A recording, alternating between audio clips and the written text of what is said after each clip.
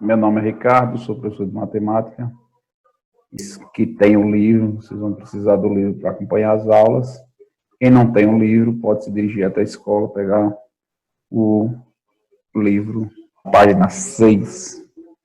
Vocês têm aí o início do assunto de sequência. Então veja só a situação. Ao iniciar a prática de uma atividade física, é fundamental tomar alguns cuidados, por exemplo, fazer uma avaliação médica para verificar seu estado de saúde e procurar orientações com um profissional da área de educação física. Também é importante escolher locais arejados, bem ventilados, usar roupas leves que permitam a troca de calor entre o corpo e o ambiente e não exceder seus limites para não causar lesões. Então, aproveitando esse contexto aí de esportes e prática de esportes, na fase de preparação de um atleta para uma competição, o preparador físico estabeleceu que no primeiro treino o atleta deveria correr 10 quilômetros e em cada um dos treinos seguintes deveria correr 2 quilômetros a mais que o anterior. Então, quantos quilômetros o atleta percorreu no segundo treino e no sexto? Então, temos duas perguntas em uma aí no primeiro caso. Sabendo que a fase de preparação desse atleta foi composta de 12 treinos, como você calcularia o total de quilômetros por ele nessa fase? Então, pode dar um pause no vídeo aí e tentar resolver aí essas duas questões aí. Em 2013, já na página 7, o Brasil sediou a primeira edição da Copa do Mundo de Vôlei de Praia, o World Cup Final, que se realizou na cidade de Campinas, em São Paulo.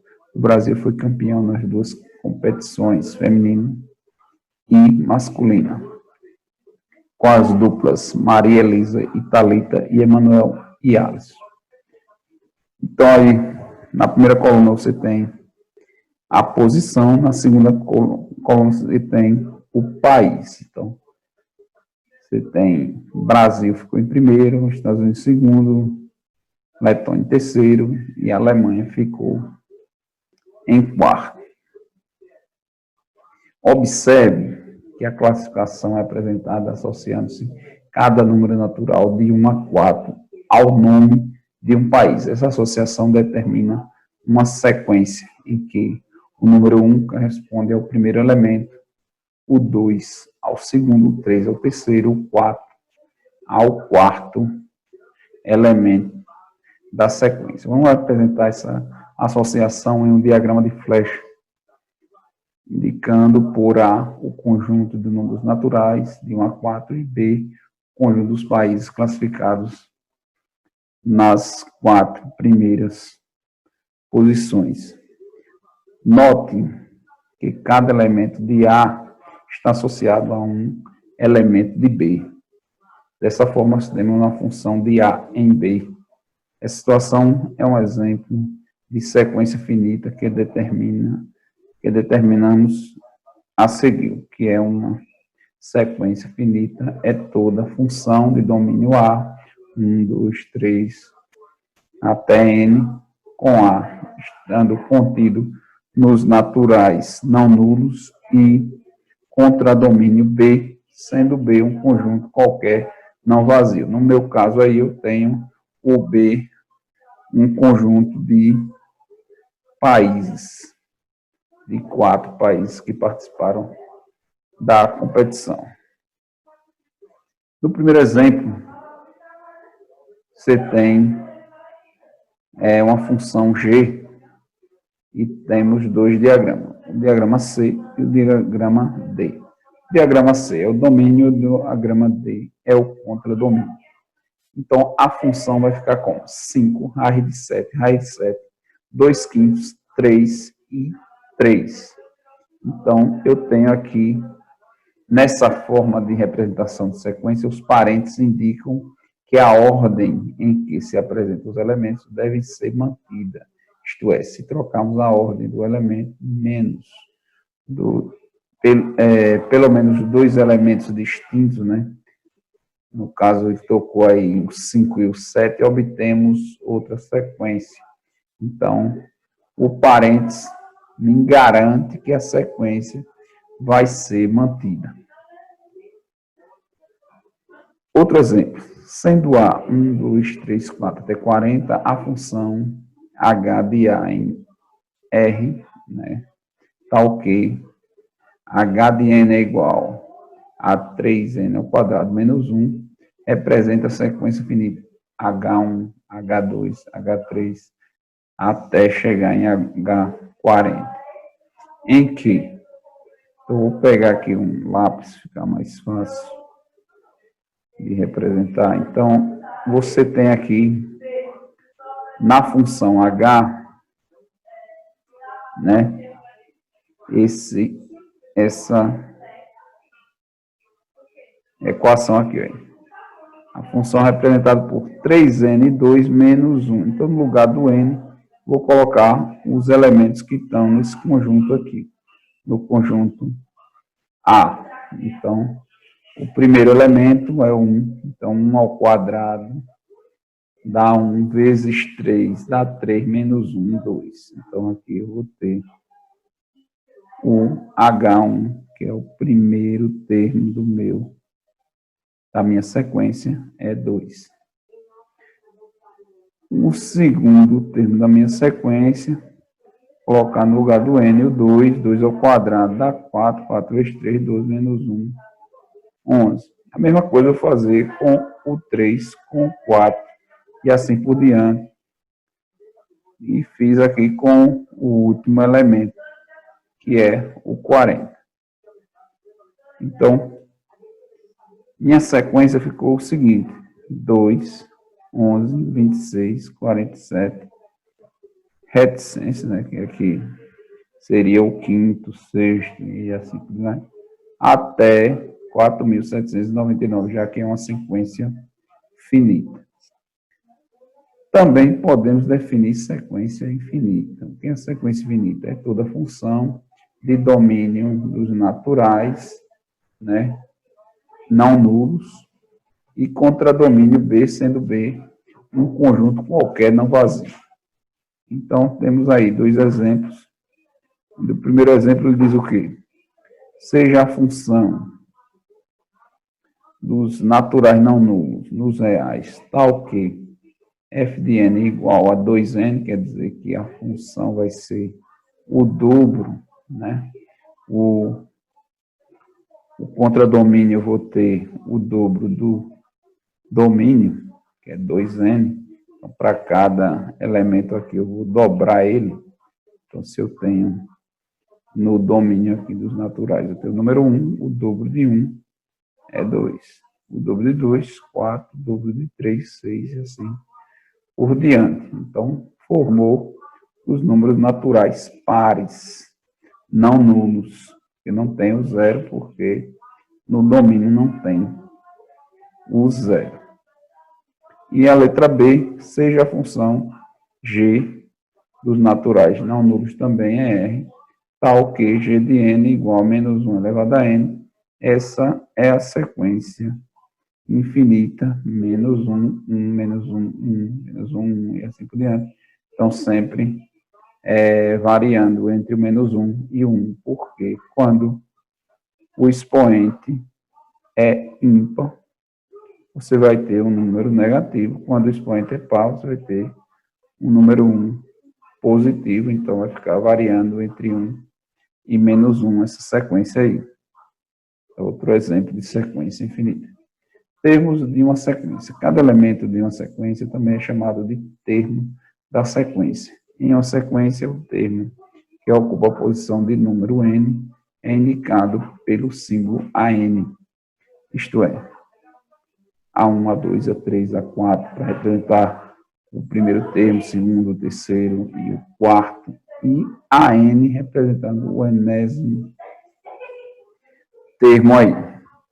Então, eu tenho uma sequência aí, um exemplo aí para vocês, que vai de 7, 3, 8 e 10, e o 7 é o primeiro termo, o 3 o segundo, o 8 o terceiro, o 10 é o quarto termo. Então, aqui eu tenho A1, A2, A3, A4 e assim por diante. Na página 9 tem algumas notas aí. Podemos nos referir à sequência A1, A2, A3 e A4 abreviadamente, certo? Então, como é que eu abrevio essa sequência aí? Em alguns problemas vocês vão ver dessa maneira aqui, ó. AN, né, entre parênteses, N pertencente aos naturais não nulo, ou simplesmente AN. Então, segunda nota. Em uma sequência finita, A1, A2, A3, AN, os termos A1 e AN são chamados de extremos da sequência.